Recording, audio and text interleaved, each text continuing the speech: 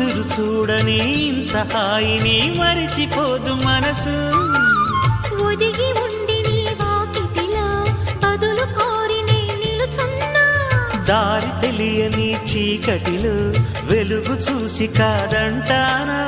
ఊరించి ఇది ఏ మాసం?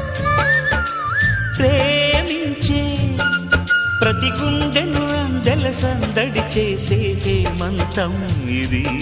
మన సొంతం అయినది. కిలకిల నవ్వే కోయిల కోసం వచ్చింది మధుమాసం. మిలమిల